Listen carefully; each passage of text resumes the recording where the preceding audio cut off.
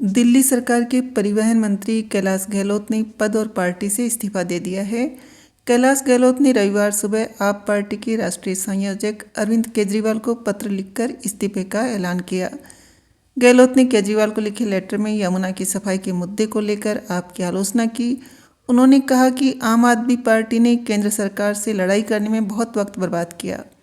Party ने जनता से किए वादे पूरे नहीं किए। दिल्ली की सीएम आतिशी ने गहलोत का इस्तीफा स्वीकार करते हुए कहा, यह भाजपा का गंदा षड्यंत्र है। भाजपा दिल्ली में होने वाले विधानसभा चुनाव ईडी और सीबीआई के बल पर जीतना चाहती है।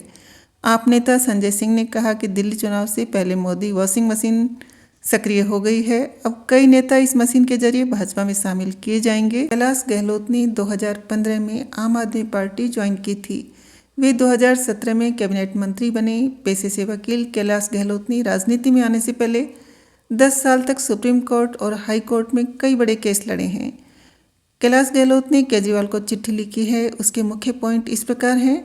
मैं आपको बताना चाहता हूं कि आज आम आदमी पार्टी गंभीर चुनौतियों से जूझ रही है। पार्टी के सामने उन्हीं मूल्यों की चुनौतियां हैं जो हम आपके साथ लेकर आए थे। राजनीतिक महत्वाकांक्षा लोगों के प्रति प्रतिबद्धता से आगे निकल गई है और कई वादे अधूरे रह गए हैं।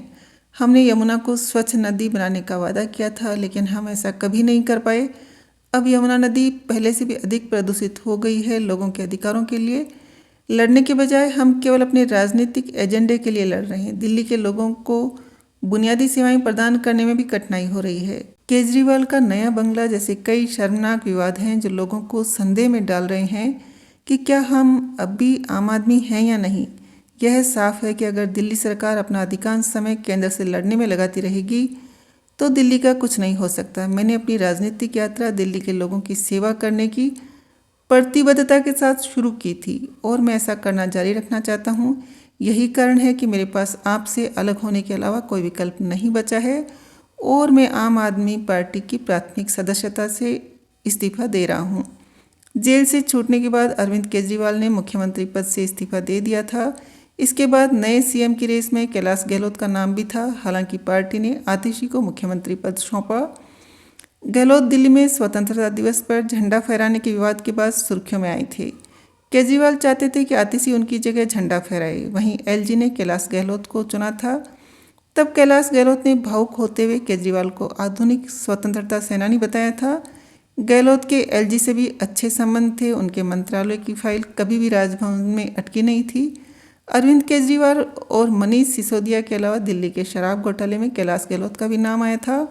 ईडी भी उनसे पूछताछ कर चुकी है। वे आयकर विभाग की जांच के दायरे में भी आ चुके हैं।